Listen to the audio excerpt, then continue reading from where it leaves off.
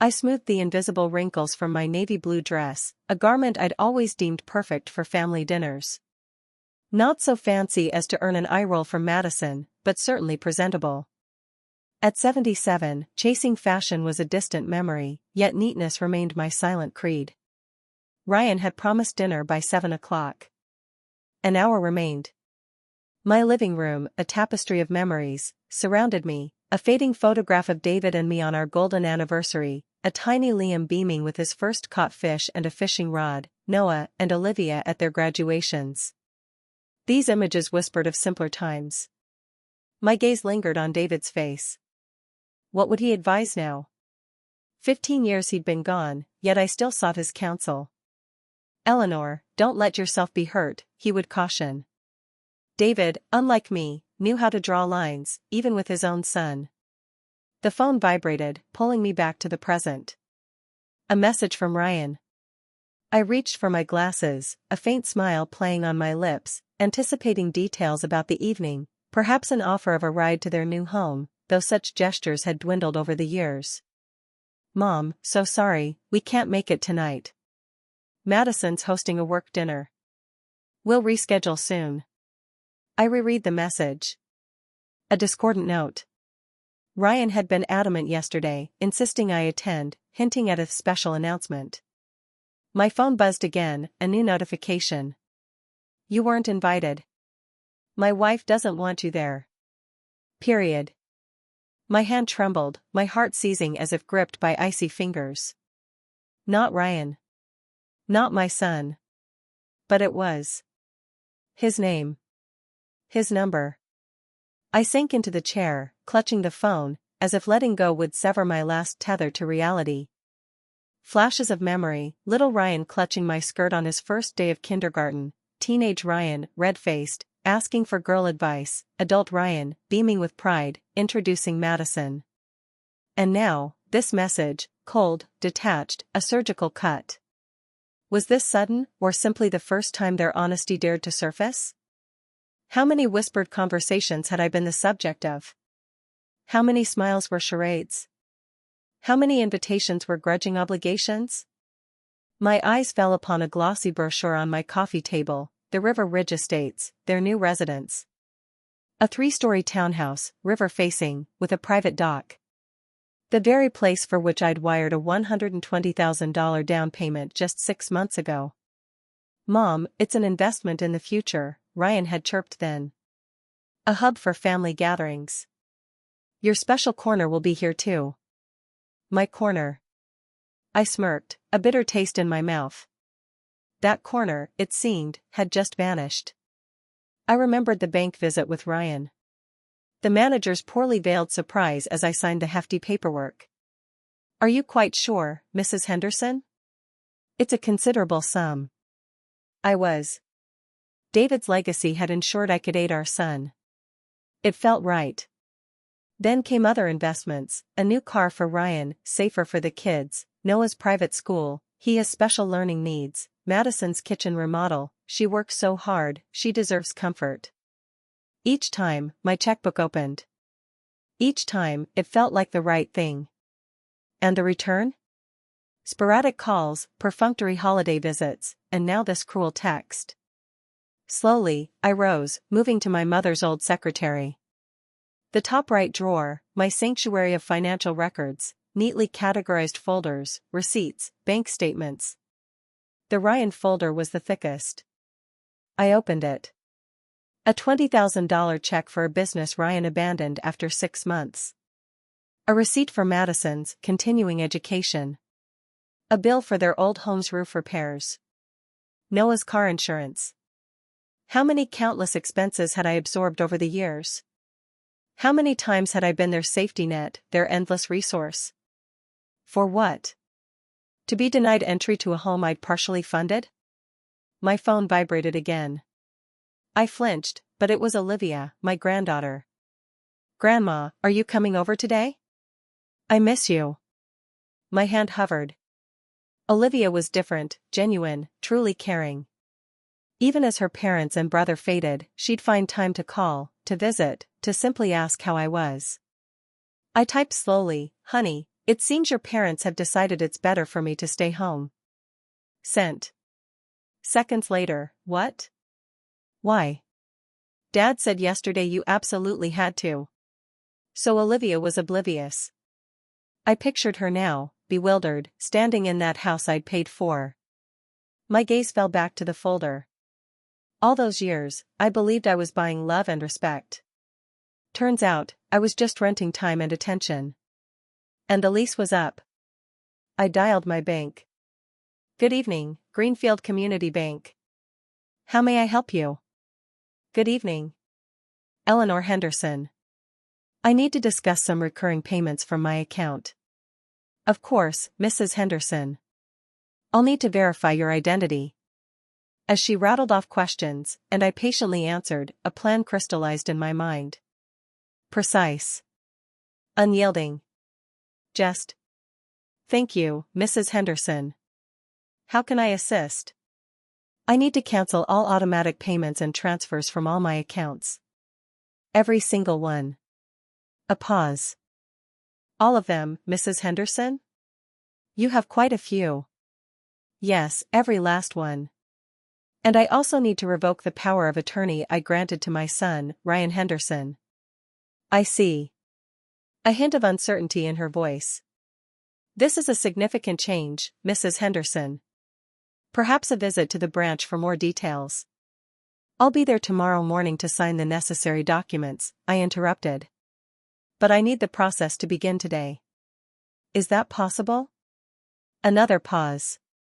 Yes, we can temporarily suspend all payments until your visit, but a full reversal requires your signature. Excellent. Suspend everything right now. As she typed, I looked at David's picture. You were right, my love, I thought. You cannot let people walk all over you, not even your own children. Activated, Mrs. Henderson. Temporary suspension. You have a total of. She paused again. 174 recurring payments and transfers, all blocked until your branch visit. 174. I hadn't realized the sheer volume. 174 acts of support for my son and his family. Thank you. I'll be there first thing tomorrow. I hung up, a strange lightness in my chest. Years of carrying a crushing weight had just been lifted. My phone vibrated again. Ryan. Olivia must have spoken to him. I ignored it. Instead, I typed a short message, time to pay your own way, freeloaders. My finger hovered. Was I truly ready to turn this page? To shatter the fragile peace I'd maintained with my money and patience? But hadn't they shattered it first, denying me even basic courtesy? Deciding I was expendable, even from the house I'd paid for? I pressed send. Then, I turned the phone off. In the sudden quiet of my living room, a profound calm settled. For the first time in ages, I had acted for myself. It was liberating. I retrieved an old photo album from the closet. Flipping through the years, my wedding to David, Ryan's birth, family vacations, I realized a chilling truth. Somewhere along the way, I'd lost Eleanor. Melted into the needs of others. Forgotten my own desires, my own dignity. David's words echoed, Eleanor, don't let anyone take you for granted. Even on his deathbed, he'd made me promise to prioritize myself. A promise I'd failed to keep. Until today. I closed the album, replacing it. Then, I shed the dinner dress, exchanging it for my comfortable house clothes. I brewed tea and finally opened a book I'd longed to read, but always postponed for the endless demands of family. Tomorrow. A new day. A new chapter. Free from the financial chains that bound me to people who valued neither my help nor me. 174 receipts. 174 reasons to move forward. I sipped my tea, savoring the silence, the freedom of choice. My phone remained off. My heart, for the first time in years, beat with a steady, peaceful rhythm. The Greenfield Community Bank opened at 9 a.m. I arrived 20 minutes early. The night had been surprisingly restful, the first time I'd slept without pills in a long while. Determination coursed through me. I was the first customer. The young teller offered a welcoming smile. "Good morning, how may I help you?" "I need to see Mrs. Miller," I replied. Linda Miller, our family's banker for nearly 30 years, knew David and me well. Minutes later, I was in Linda's office. She looked much the same, neat gray hair, attentive eyes behind thin-rimmed glasses. "Eleanor, it's good to see you." She shook my hand. "I was informed about your call yesterday. All 174 payments have been suspended as requested. Is anything wrong?" I met her gaze directly. "I want them all cancelled. Permanently. And Ryan's access to my accounts revoked." Linda removed her glasses, polishing them with a tissue, a telltale sign she was contemplating something significant. "Eleanor, we've known each other for years. Are you certain?" "It's a rather drastic decision." "Absolutely certain." She nodded, typing on her computer. "Understood. I'll prepare the necessary documents. It will take some time, you do have a considerable number of automatic payments." As the system processed, Linda pulled out a thick folder. "Here are printouts of all your regular transactions from the past year. It might be helpful to review them, so you don't miss anything." I opened the folder. Pages upon pages of statements. Each line, money flowing from my pocket into theirs. The first entry, the $3,800 monthly mortgage payment for Ryan and Madison's new home. I recalled Ryan's tour. "Mom, it's perfect for us, and for you. A guest room with a private bath on the first floor, no stairs. A guest room I'd never slept in a house they now barred me from. Next, Madison's car insurance, $850 quarterly for a premium SUV necessary for her high-profile clients." I continued flipping. Country club membership for Madison's networking, private dental clinic bills for Noah's special bite, Olivia's college tuition, the sole payment I had no regrets about. Each receipt triggered a memory, the hushed request, the subtle manipulation, sometimes even feigned tears. "Mom, we're so strapped for cash right now." "Grandma, this is the latest model. I'll be an outcast without it." "Eleanor, you wouldn't want your grandson to develop complexes, would you?" Receipt after receipt, page after page, mapping my naivety and their endless avarice. "Here are the documents to cancel all payments," Linda's voice brought me back. "And the power of attorney revocation form. Please review and sign." I took the pen, signing without hesitation. "Eleanor," Linda lowered her voice, "if you ever need any help, any advice." "It's all right, Linda." I smiled, a genuine smile, for the first time in a very long time. Everything was truly all right. Exiting the bank, I felt an almost physical lightness, as if a decade-long burden had lifted. My next stop, Francis Whitaker's law office. Francis, our family lawyer since David's time, had acquired a longer gray beard and thicker glasses, but the mischievous glint in his eyes remained. "Mrs. Henderson, what a delightful surprise." He gestured to a chair. "How may I assist?" "I want to revise my will," I stated calmly, confidently, "and establish a lifetime trust to protect my assets." Francis raised an eyebrow. "May I inquire about the reason for this decision?" "Family circumstances have changed." I offered no more details. "I need to ensure my finances are managed legally and securely, without interference from my son or his family." He nodded, "No further questions." "There are several options. Let's discuss." We spent the next hour dissecting irrevocable trusts, financial power of attorney, and contingent provisions. Francis took notes, explaining legal intricacies. I felt strangely empowered by these decisions. When we finished, my phone displayed 15 missed calls from Ryan, 7 from Madison, and 3 from Noah. Not a single one from Olivia. "Shall I have the paperwork ready by week's end?" Francis asked as he walked me out. "The sooner, the better," I replied. "And thank you, Francis." He nodded understandingly. "You know, Eleanor, David always said you were stronger than you appeared." I'm pleased to see he was right. I left his office with a faint smile. David, he always saw straight through me. On my way home, I stopped at the supermarket. For the first time in years, I bought groceries purely for myself, unburdened by Ryan's preferences or Noah's snack demands. It was a strange, yet deeply satisfying, feeling to prioritize only my desires. A surprise awaited me at home. Olivia sat on my porch, arms wrapped around her knees. She sprang up as my car pulled in. "Grandma." She rushed to help with my bags. "I've been calling all day. Why didn't you answer?" I studied my granddaughter. Olivia, so much like my younger self, the same brown hair, the same stubborn wrinkle between her eyebrows when she worried. "I've had a busy day, dear." I opened the door. "Come in and tell me what happened." In the kitchen, Olivia sat at the table, nervously tapping her fingers, while I put away groceries. "Grandma, what's going on?" "Dad's in a panic. He says you blocked all payments and won't answer your phone."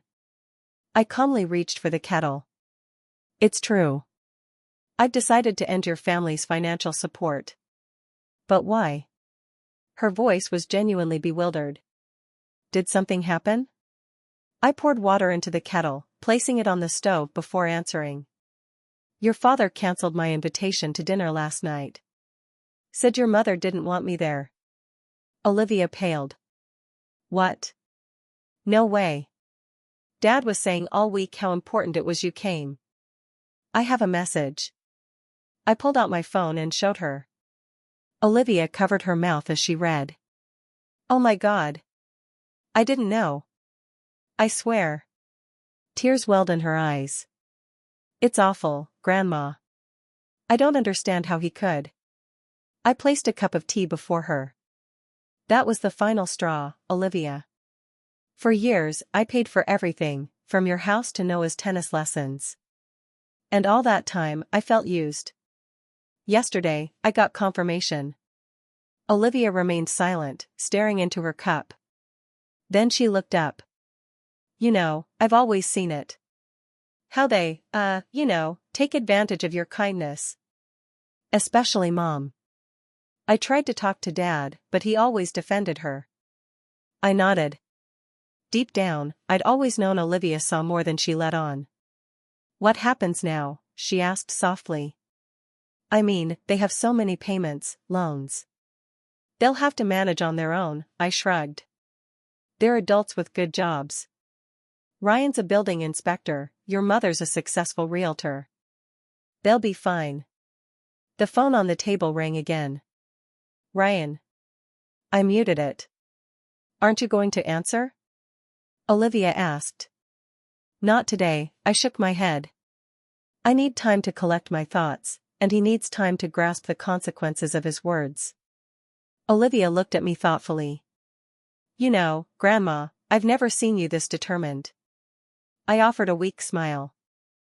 I hadn't seen myself like this in a very long time. We finished our tea in comfortable silence. As Olivia prepared to leave, she hugged me tighter than usual. "Are you okay? Sure you don't want me to stay?" "I'm perfectly fine, dear." I stroked her cheek. "Go on, and don't worry about me." She nodded, but paused at the door. "I'm not taking sides in this, Grandma. You understand that, right?" "Of course, I do." I smiled. "This is between me and your parents. It has nothing to do with you." After Olivia left, the house fell silent again.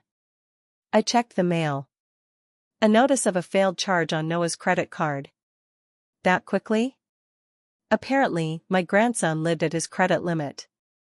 I set the letter aside and sat by the window. My phone continued to vibrate with incoming calls and messages, but I ignored it. Instead, I opened an old photo album to a random page. A picture from 20 years ago, David and I, young Ryan and Madison, little Noah and Olivia on a picnic. Everyone smiling. When did things change? When did support become obligation? When did love mutate into a demand for financial aid? I closed the album and went to the hall mirror. The woman staring back looked tired, but something new gleamed in her eyes, a determination I hadn't seen in years. "Time to remember who you are, Eleanor Henderson," I told my reflection. The doorbell shattered my thoughts. My heart leaped. "Ryan?" I went to the door, peering through the peephole. Lorraine Campbell, an old friend, stood on the doorstep, a basket in hand. "Eleanor." She hugged me as I opened the door. I called, no answer. "I thought I'd check on you." "Come in, Lorraine," I let her in. "Sorry, phone's off. Just a small family emergency." Lorraine placed the basket on the table, homemade cookies and jam. "Family problems?" She eyed me. "Madison again?" Lorraine never sugarcoated her opinion of my daughter-in-law. A predator, she'd called her. "Ryan, this time." I briefly recounted the message and my decision. Lorraine listened without interruption. When I finished, she took my hand. "At last," she exclaimed, so relieved that I couldn't help but smile. "I'm sorry, Eleanor, but I've watched them exploit you for years." How many times I wanted to say enough, but it wasn't my place. "I know," I sighed. "You were right all along. I just chose not to see it." "So, what now?" Lorraine asked, pouring tea. "Ryan must be in a full-blown panic." "Let him panic," I shrugged. "I need time to process, and they need time to realize what they've truly lost." We talked late into the evening. For the first time in memory, I wasn't a mother or grandmother, but simply a woman talking to a friend. It was liberating. By the time Lorraine left, darkness had fallen. I decided to check my phone, 37 missed calls, 23 messages. I scrolled through them, wrinkling my nose at the increasingly desperate and demanding tones. "Mom, what's going on? Why isn't the mortgage payment going through?" "Eleanor, it's Madison. We need to talk. Urgent. Grandma, my card's blocked. I'm stuck in town with no money." The last text, from Ryan, had arrived 10 minutes ago. "Mom, I'm on my way over. We need to talk." My muscles tensed. Was I ready? But there was no escaping it. I turned off the living room light and walked to the kitchen, placing the kettle on the stove.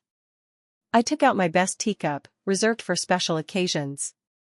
Today was indeed special. The day Eleanor Henderson finally said no. I heard a car pull up, looking out the window. Ryan, alone, without Madison. Unusual.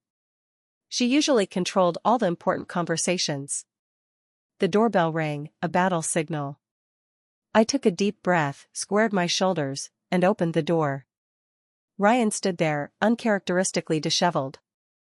His usually neat shirt was crumpled, his eyes a mix of irritation and panic. I stepped aside silently, letting him in.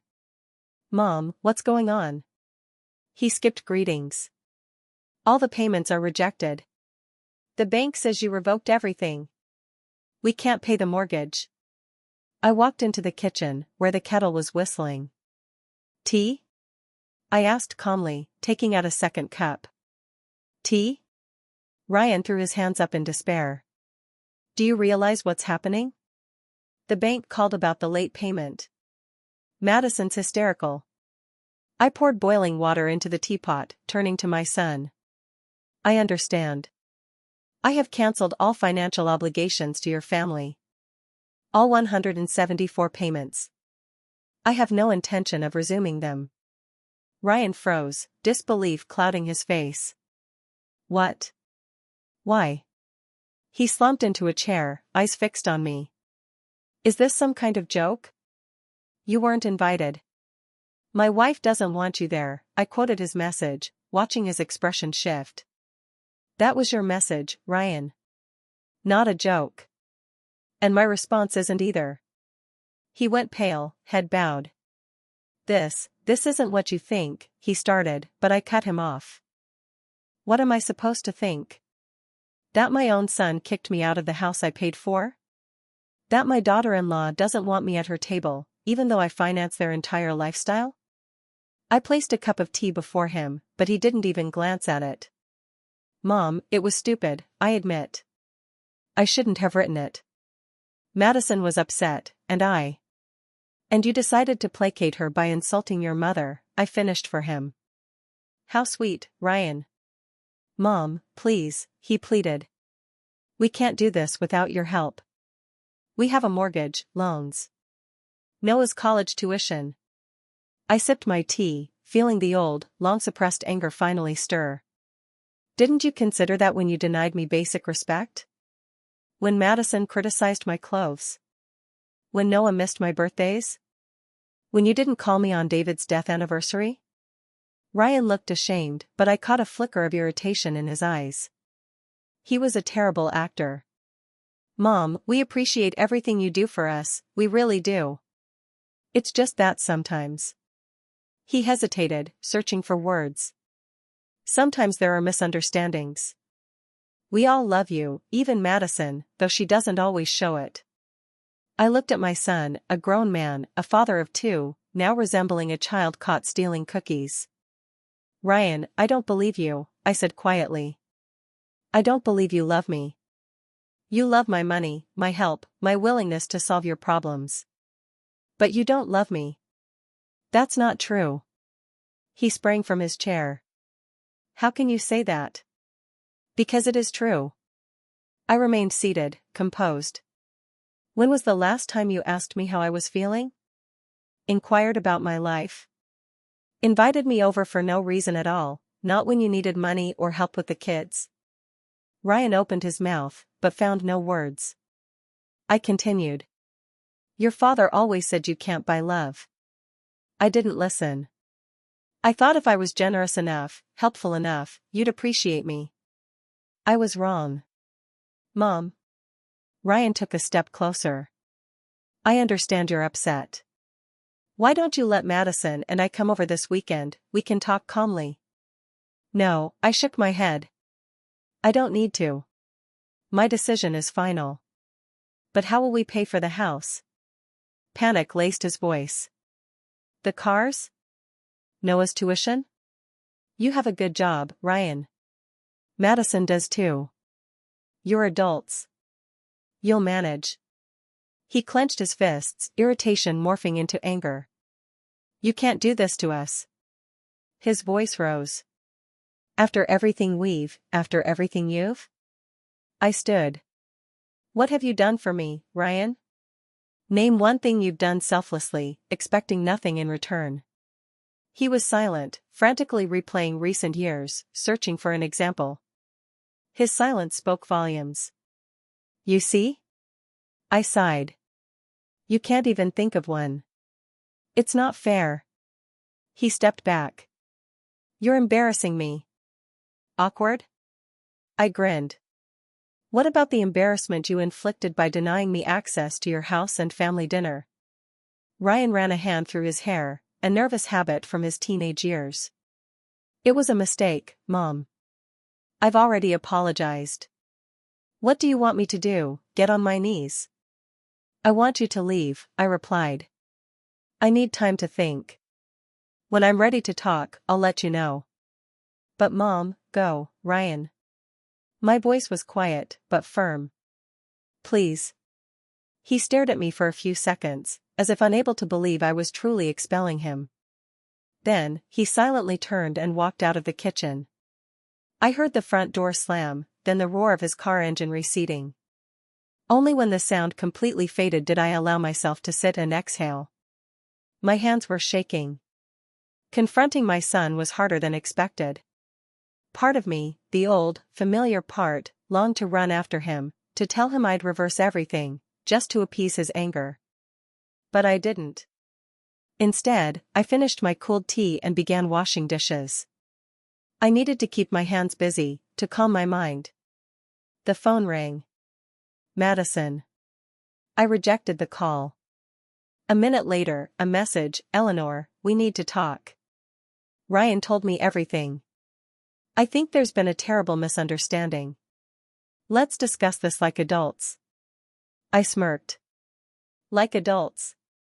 Madison always loved that phrase, especially when she wanted to assert superiority. I didn't respond. The next morning began with Francis Whitaker, my attorney. He arrived with the finalized papers, the new will and trust deed.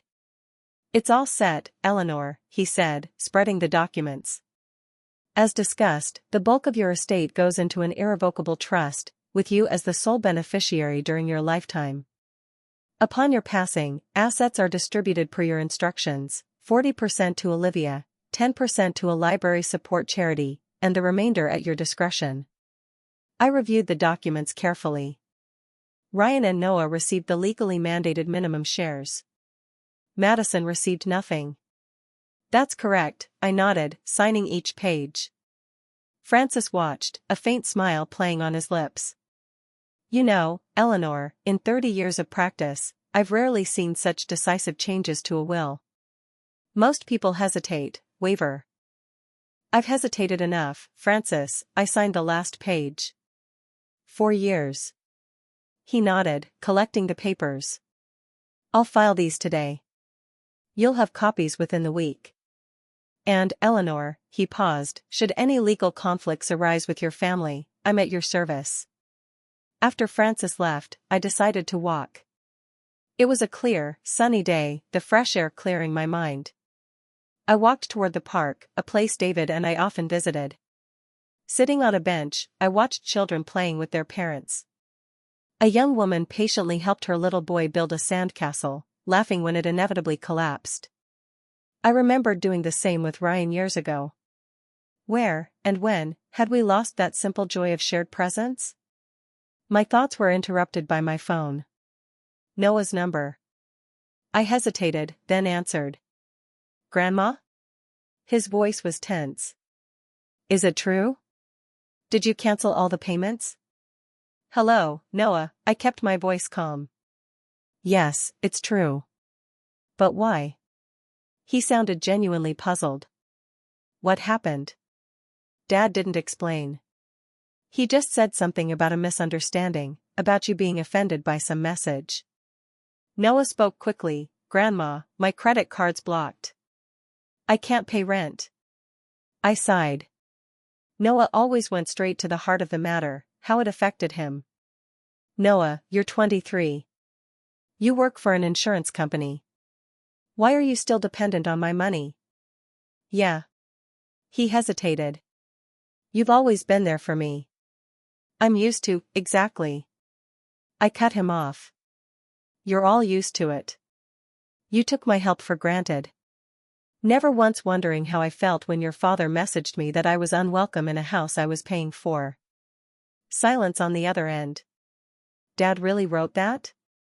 Noah finally asked, disbelief in his voice. "Yes, he did. I didn't soften the blow. And that was the last straw, Noah.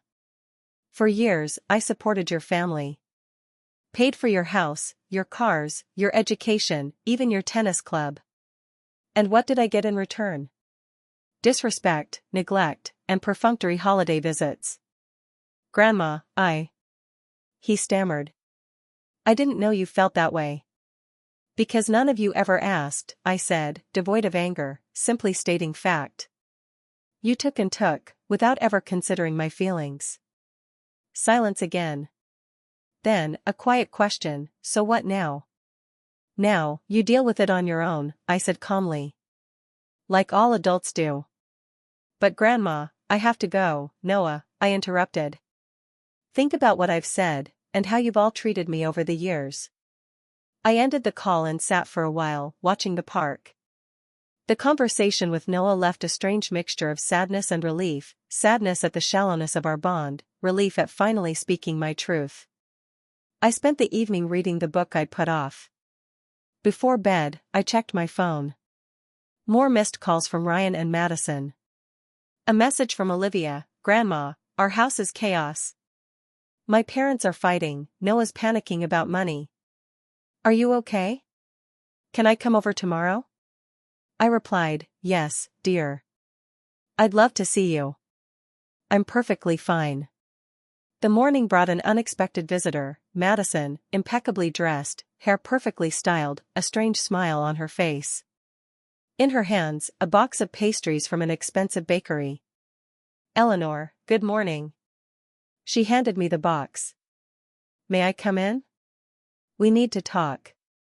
I silently ushered her in, wondering which strategy she'd employ now.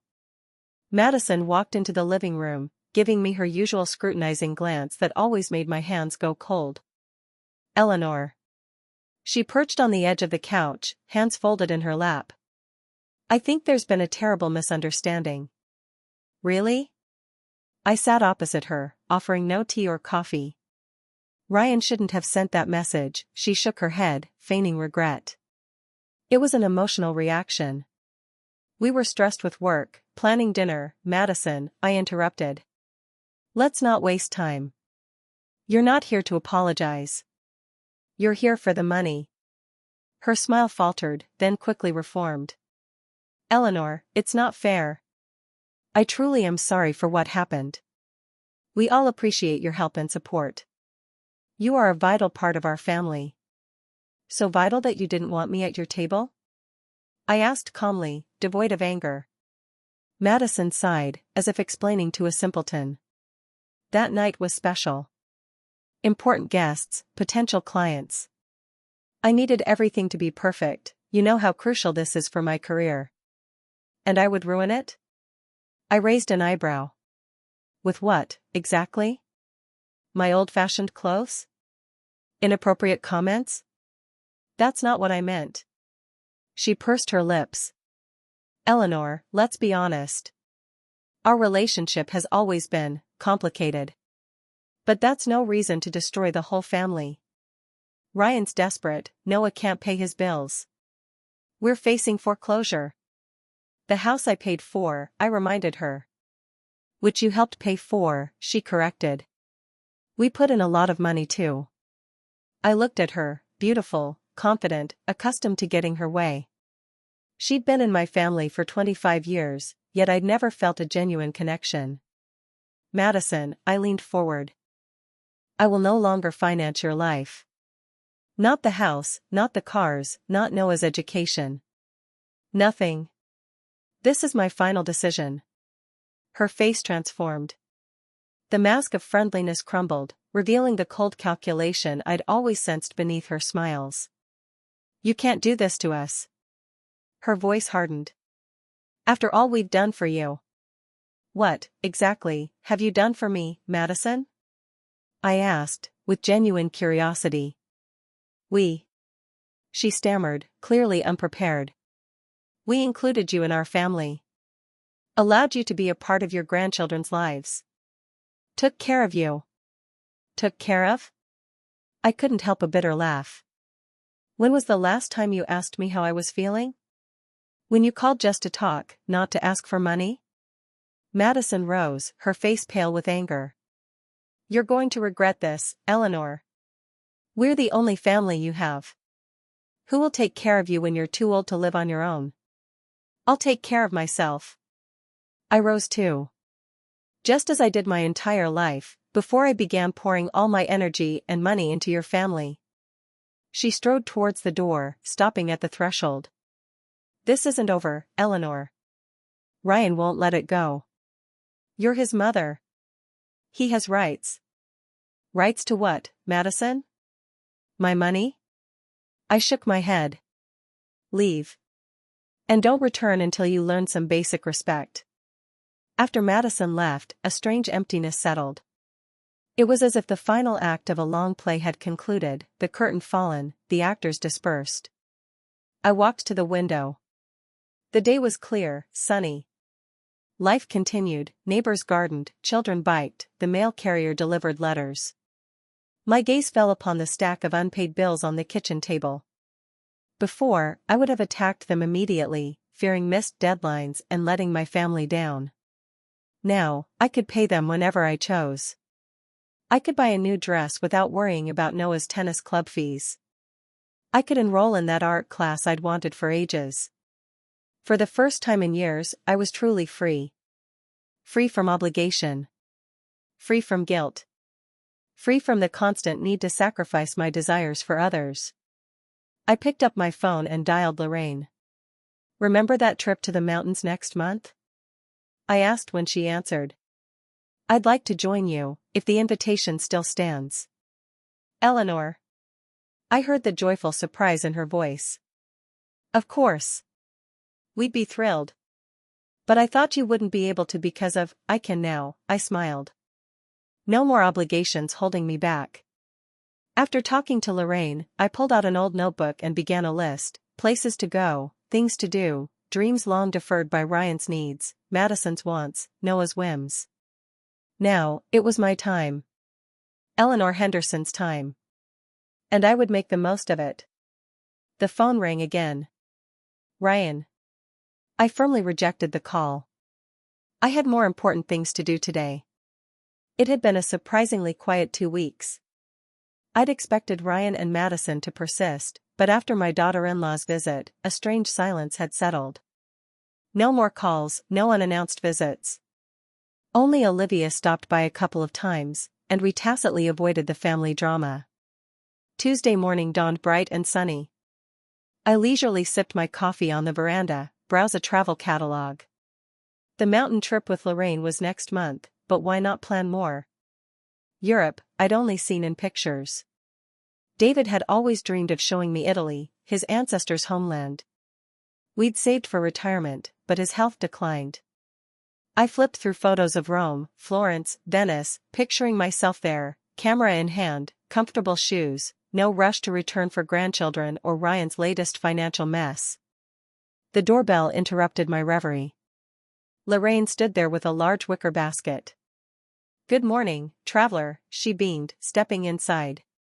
I brought croissants from the new French bakery, and fresh gossip.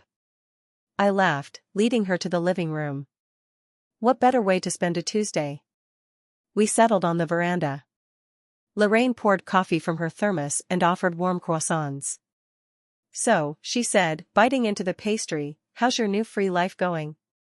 Unfamiliar, I admitted. Sometimes I wake up feeling like I've forgotten something vital, then I remember the only person I need to care for is myself. Lorraine nodded understandingly. That's normal. You've been living for others for too long. Your body's not used to the lack of stress. She paused, then added, more seriously, I saw Madison at the supermarket yesterday. Buying canned goods and pasta. None of the delicacies she was so used to. I raised an eyebrow. Really? How did she look?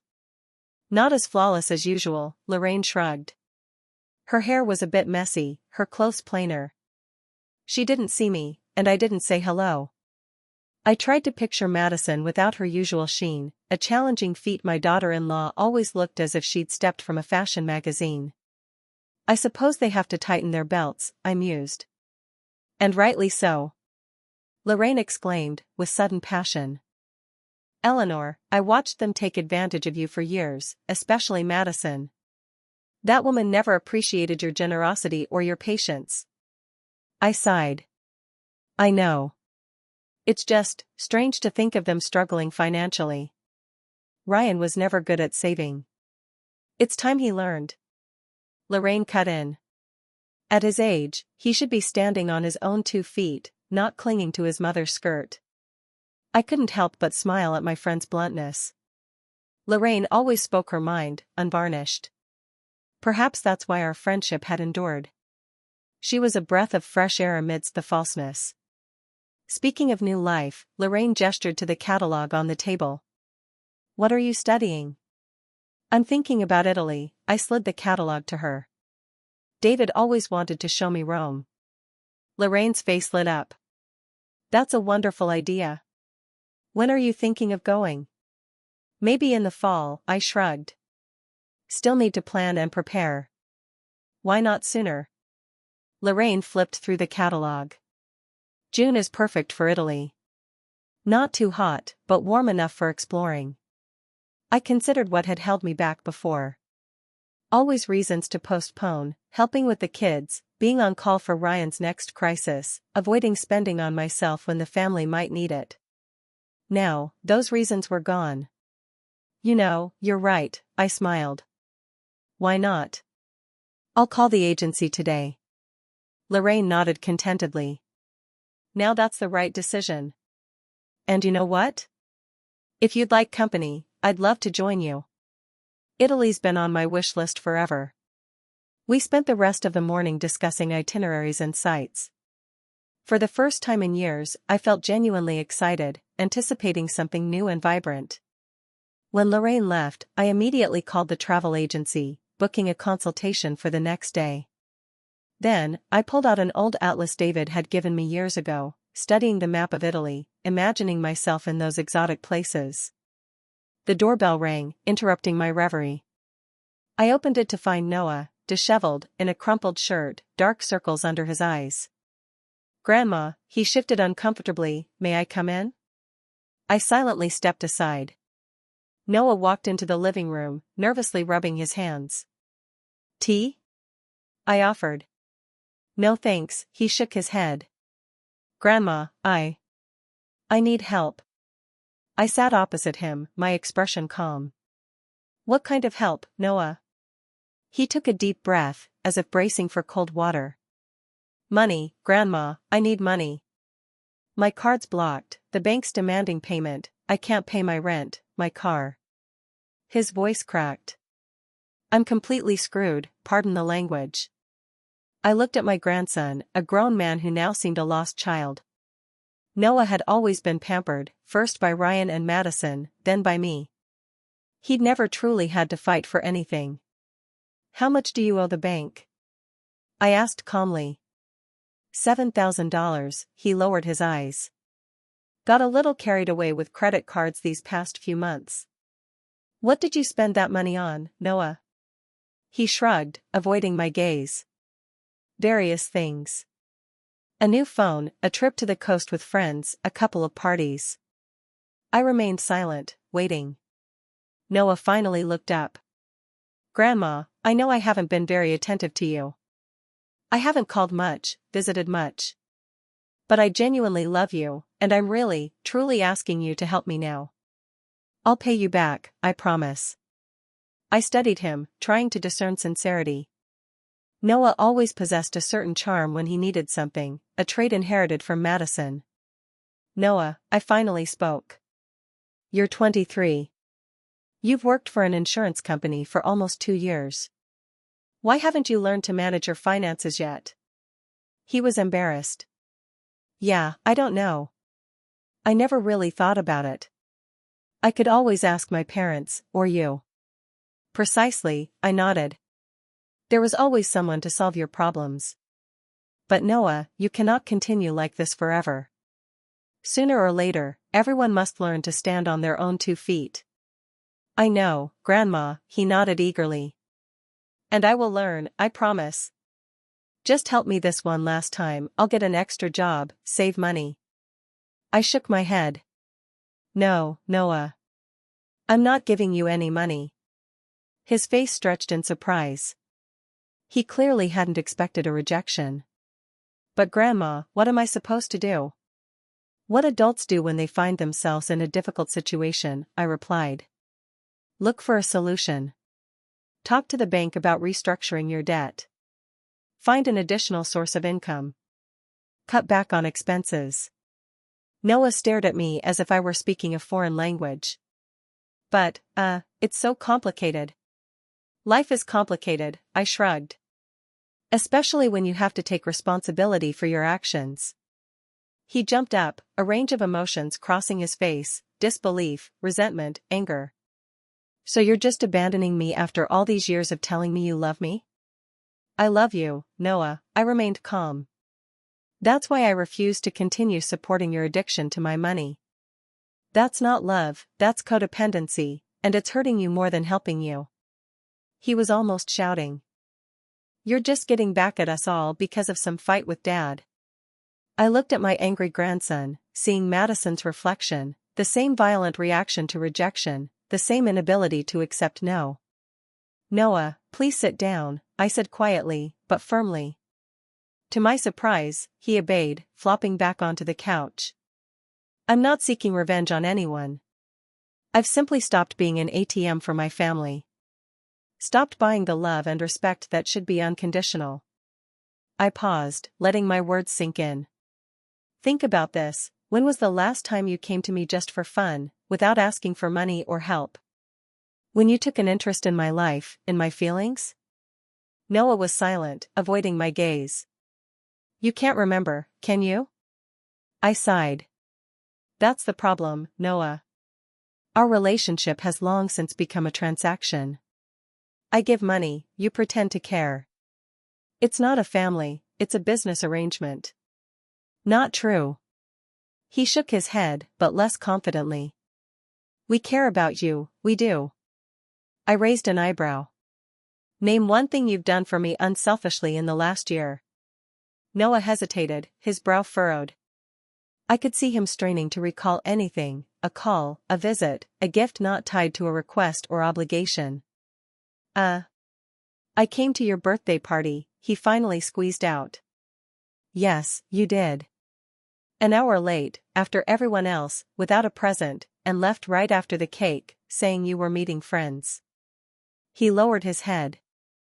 I didn't mean to. I didn't think. That's right, Noah.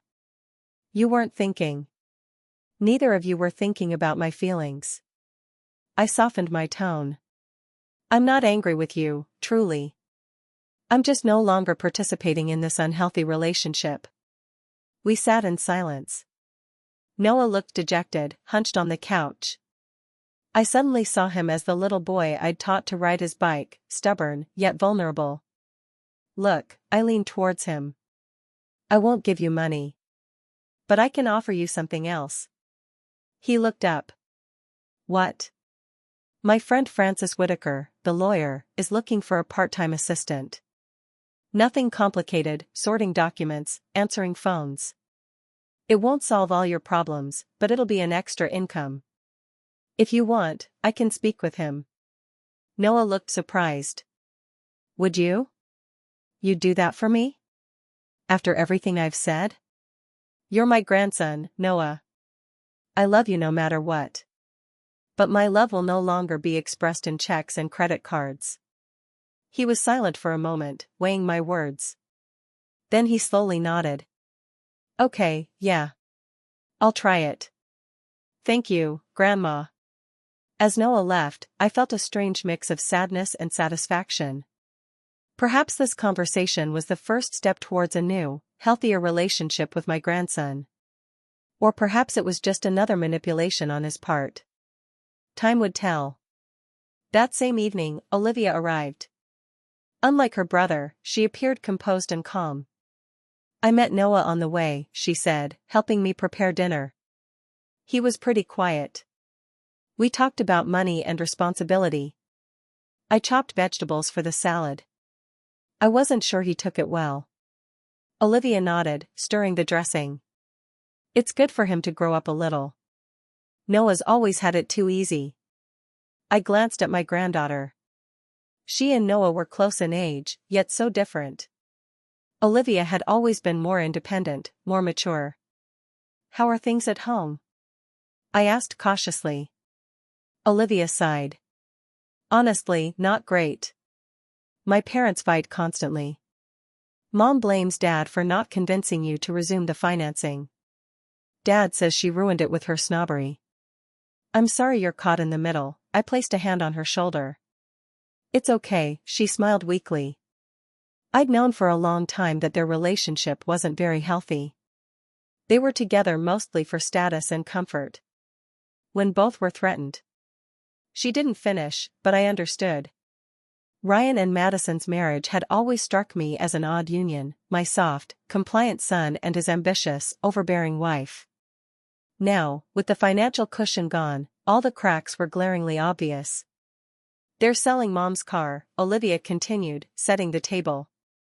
The SUV you gave her money for last year. And they're trying to refinance the mortgage. I nodded, offering no comment. A pang of conscience hit me. I didn't want my son to suffer. But another part knew this was a necessary lesson. You know, Grandma, Olivia sat down at the table. I want you to know that I support your decision. I looked at her, surprised. You do? Yes, she nodded. I've seen them use you for a long time. Exploit you. Especially Mom. I tried to talk to Dad, but he always made excuses. I sat next to her, unexpectedly touched by her words. Thank you, Olivia. That means a lot to me. I just want you to be happy. She took my hand. You've taken care of all of us for so many years. It's time to think about yourself. We ate dinner, discussing her work, my Italy plans, and recent books. Just a normal conversation between two people genuinely interested in each other. No asking. No manipulation. No tension. This was precisely what I believed family relationships should be. As Olivia prepared to leave, she hugged me tighter than usual. You know I'll always be there for you, right? No matter what happens between you and your parents. I know, honey, I stroked her cheek. And I'll always be there for you.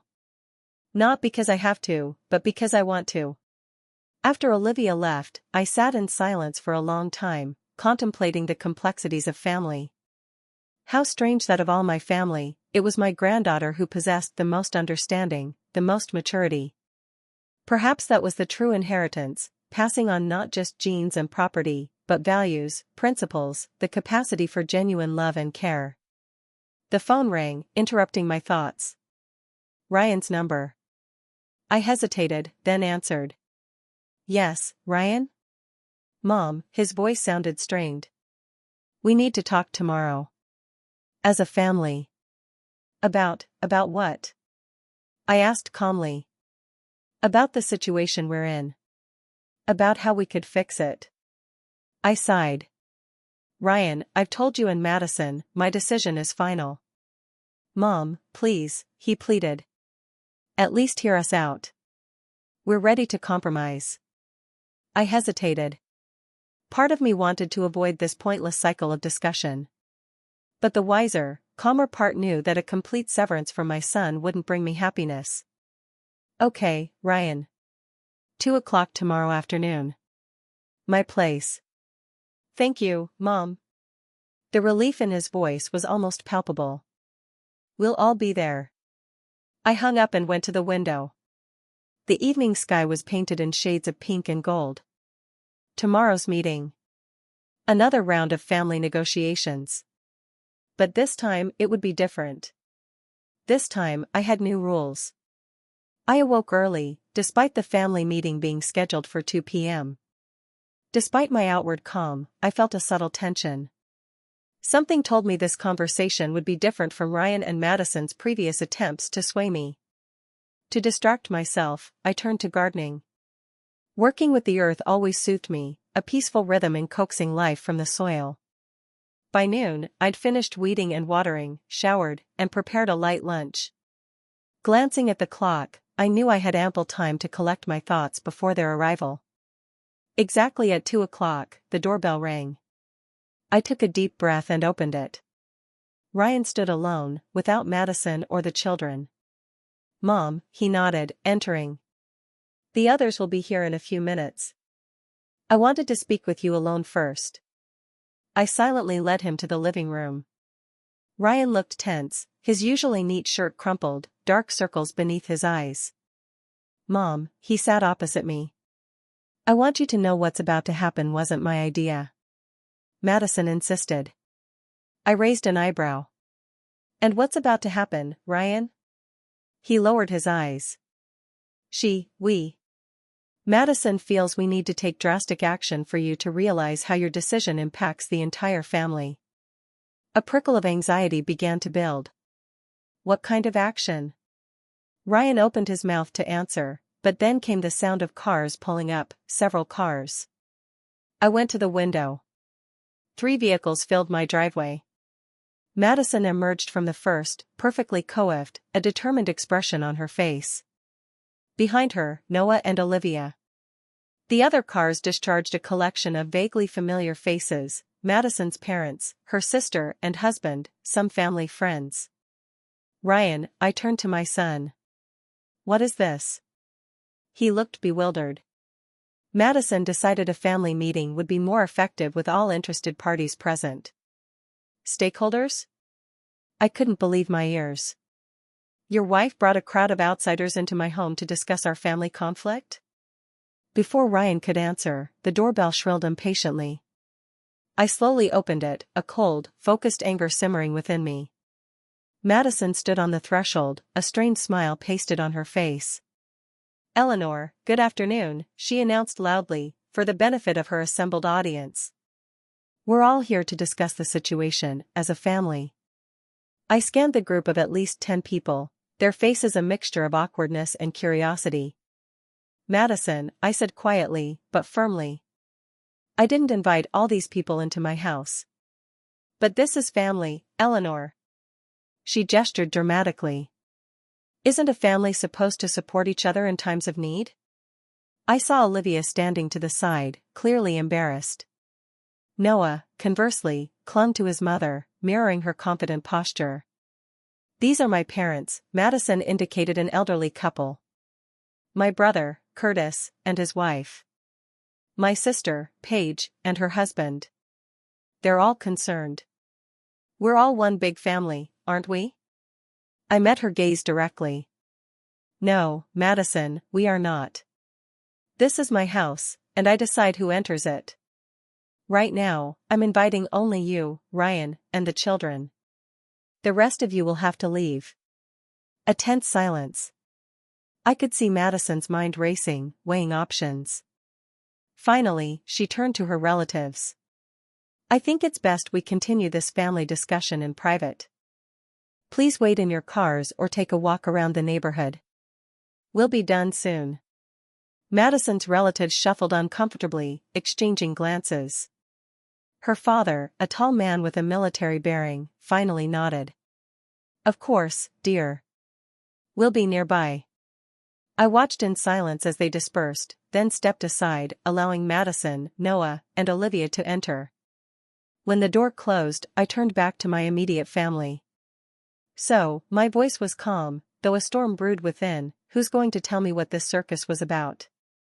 Madison was first. Eleanor, your decision to withdraw financial support doesn't just affect Ryan and me. It affects our entire extended family. My parents were counting on us to help with their nursing home. Ryan's brother needs support because he lost his job. Ryan's brother? I interrupted, turning to my son. You mean Paul? The one I haven't seen in 5 years because you conveniently forgot to invite him to family gatherings? Ryan looked confused, but Madison pressed on. The bottom line, Eleanor, is your selfish decision has created a domino effect. Everyone suffers, including your grandchildren. Noah nodded, picking up the thread. Grandma, I can't pay my rent. I'm getting evicted at the end of the month. You could temporarily move back in with your parents, I suggested. That's the problem. Madison exclaimed. We can barely make ends meet ourselves. The bank is threatening foreclosure if we don't make the payments by week's end. I looked at Olivia, standing quietly. What about you, Olivia? Here to ask for money too? She shook her head. No, Grandma. I'm here because I didn't want them speaking for me. I respect your decision. Madison gave her daughter an annoyed look, but continued, addressing me. Eleanor, we're ready to compromise. We realize we hurt you. Ryan shouldn't have sent that message, it was a mistake we're all paying for. This isn't about the message, Madison, I shook my head. The message was merely the final straw. It's about years of neglect, disrespect, and exploitation. Exploitation? Madison threw up her hands theatrically. We're a family. Families support each other. How interesting that family values only arise when money is involved, I remarked calmly. Where was this family unity when I spent holidays alone? When I was ill, and none of you found time to bring me medicine? When it was David's death anniversary, and not one of you called? Silence descended. Ryan lowered his eyes. Noah shifted nervously. Only Madison remained unmoved. We're all very busy, Eleanor. We have jobs, commitments. I've had work and commitments too, I interrupted. But I always found time and money for my family. Always putting your needs before my own. And how did you repay me for that? I looked at each of them in turn. Ryan, when was the last time you asked me how I was feeling? Not out of politeness, but genuine curiosity? My son was silent, avoiding my gaze. Noah, how many times have you come to me for no reason, not when you needed money? My grandson licked his lips nervously, but also remained silent. Madison, I turned to my daughter-in-law. Name one thing you've done for me over the years. One gesture of care or respect. She opened her mouth, but no words came. You see? I sighed. You can't even think of one example of a normal human relationship between us, because there were none. There were only transactions. I gave, you took. Madison was the first to rally. Eleanor, this is manipulation. You're trying to guilt-trip us, to distract from the core problem. And what is the core problem, Madison? I asked, with genuine curiosity. It's that you are destroying our family with your selfishness. She was almost shouting. We could lose the house. Noah could lose his apartment. My parents will have to move into a state-run nursing home. And it's my responsibility to provide for all of you. I shook my head. Ryan is 54, Noah is 23. You're a successful realtor. Why are you still dependent on my money? Because you've always helped. Ryan exclaimed, finally looking up. We came to rely on your support, Mom. Exactly. I nodded. You got used to it. You thought it was your right, not my choice. And when I decided to end this unhealthy dynamic, you didn't question why, but rushed to demand everything return to how it was. I walked to the window. Cars still idled outside, Madison's relatives. So typical of her to make a public spectacle, trying to shame me, to guilt me. You know what the saddest part is? I turned to them. You still don't understand the problem. You think I'm just offended by the message, that it's a whim that can be overcome with the right words or a show of family unity. I paused. But that's not the point. The point is, I finally saw the truth about our relationship. About how I wasn't a mother, grandmother, or mother-in-law to you. I was an ATM. A source of funds. And when that source dried up, you suddenly remembered family values. Madison took a step towards me, her face contorted with fury. You ungrateful, selfish old woman, she hissed. After all we've done for you. What, exactly, have you done for me, Madison? I asked calmly. Tell everyone here. She was silent, her lips pressed into a thin line.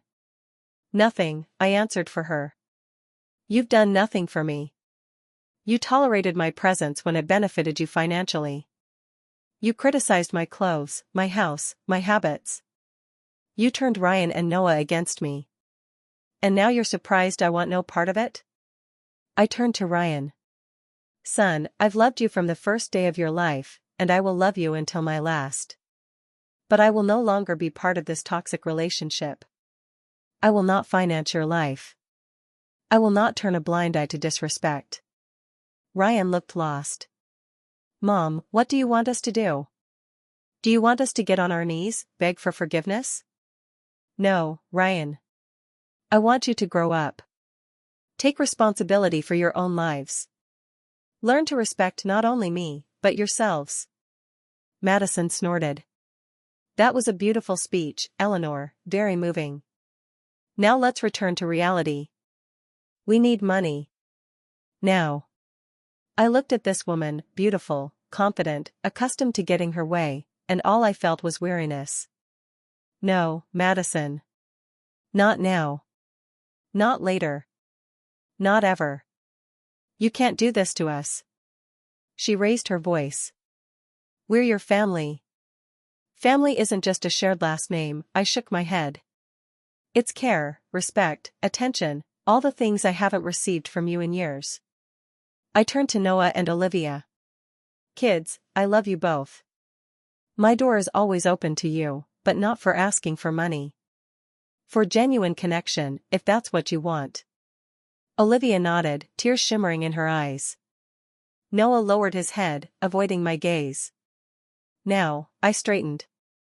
I'm asking you all to leave. This conversation is over. Madison stared at me in disbelief. You're kicking us out? I'm asking you to leave, I repeated. And take your entire support group with you. Madison grabbed her purse and stormed towards the door. You'll regret this, Eleanor. When you're all alone, you'll remember this day. Ryan hesitated, glancing between his wife and me. Mom. Ryan, go. I gently pushed him towards the door. Think about everything I've said.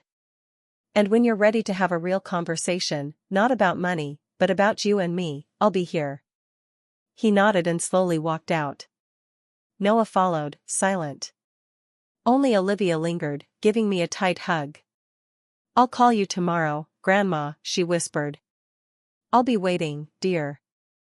I stroked her cheek. When the door finally closed behind them, I sank into the chair, a strange mix of sadness and relief washing over me. Excited voices from the courtyard indicated Madison was likely giving her version of events to her relatives. I didn't care. My last word was spoken. The phone rang. Lorraine. Eleanor, I just drove by your house and saw a whole delegation at your gate. What happened? It's a long story, I sighed. Madison hosted a family meeting. Oh my God. Lorraine hummed. How did it go? As well as could be expected. Lots of drama, little understanding. Are you okay? Do you want me to come over? I thought. Before, I would have refused, not wanting to burden my friend. But now. Yes, Lorraine, please come. I think I could use a friendly shoulder. I'll be there in 20 minutes, she replied instantly. And I'll bring that wine we tasted last time. I smiled as I hung up. Something told me that today, painful as it was a necessary step towards a new life. A life where I would finally come first. 6 months later, the Tuscan sun warmed my face as I sat on the terrace of a small restaurant, sipping a delicious local wine. Beside me, Lorraine passionately wrote in her travel journal. I can't believe we're actually here, I said, gazing at the picturesque, vineyard-covered hills. David would have been so happy. He'd be proud of you. Lorraine raised her glass. To the new Eleanor. I smiled, clinking my glass with hers. Much had changed in those 6 months since the infamous family meeting. Ryan and Madison had made several more attempts to sway me, ranging from lawsuit threats, quickly dismissed after consulting my lawyer, to Ryan's surprise visit with flowers and predictably followed by a money request, apology. I remained unwavering. Gradually, their attempts became less frequent, then ceased entirely. From Olivia, I learned they'd been forced to sell their home and moved into a smaller apartment. Madison had taken on an extra job, and Ryan was finally beginning to take initiative in managing their finances. Noah, to my surprise, accepted a job offer with Francis Whitaker and seemed to have found his footing in the legal field. We met a few times, initially awkward, but gradually becoming more sincere, meetings devoid of money requests or recriminations. Olivia remained the sole family member with whom I maintained regular contact. She called weekly, visited, and shared her news and plans. It was she who insisted I stop postponing my long-dreamed-of Italy trip. What are you thinking about? Lorraine asked, interrupting my thoughts. About how much my life has changed in the past 6 months, I took another sip of wine. Who would have thought that at 77, I'd be starting over? Lorraine laughed. You've always been stronger than you thought, Eleanor. You just finally let that strength show through. I nodded, watching the setting sun paint the hills in golden hues. Lorraine was right. All my life, I'd given my power away, to my husband, my son, his family. It was only now, in my later years, that I'd finally found the courage to claim it for myself. My phone vibrated. A message from Olivia, with a picture of her new apartment. Grandma, I can't wait for you to come back and see everything with your own eyes. Hope Italy is beautiful. I smiled as I replied, attaching a shot of the Tuscan landscape. This bond with my granddaughter was precious, the only family thread I'd kept, built on genuine affection, not financial dependence. That evening, back at our cozy hotel, I settled with a book on the balcony. In the next room, Lorraine was on the phone with her daughter, her laughter drifting through the open window. I thought about how much I'd feared being alone my whole life, how I'd clung to unhealthy family relationships just to avoid solitude. And how, paradoxically, the decision to release those relationships had brought me true freedom and joy. Yes, there were fewer people in my life, but those who remained, Olivia, Lorraine, the other friends I'd reconnected with, were there for real reasons, out of love, respect, genuine interest. I remembered Madison's final words, "You'll regret it when you're all alone." But I wasn't alone. I was with myself. For the first time in years, truly with myself, not dissolved in the needs of others. Lorraine and I planned to visit a local winery in the morning, then a small museum in a neighboring town. No rigid schedules, no commitments, just things that brought us pleasure. This was what my life had become since that decisive step 6 months ago, a life where I finally allowed myself to be the main character, instead of a perpetual statistic. I inhaled the warm evening air, filled with the essence of Tuscany. David would have been pleased. He always said I deserved more than I gave myself. And though it took many years and a painful epiphany, I finally realized he was right. At 77, I had finally learned the most important thing, to love myself as I loved others. And it was the most beautiful freedom I had ever experienced. My phone vibrated again. Ryan's number this time. Before, I would have answered immediately, ready to interrupt any activity for his call. But now, I simply put the phone aside. Whatever my son had to say could wait. Now was my time. I raised my eyes to the starry Italian sky and smiled. All 174 receipts, all the years of sacrifices and concessions, all that was in the past. Only freedom lay ahead. Freedom to be herself, without regard for other people's expectations and demands. And it was the most beautiful freedom I had ever experienced.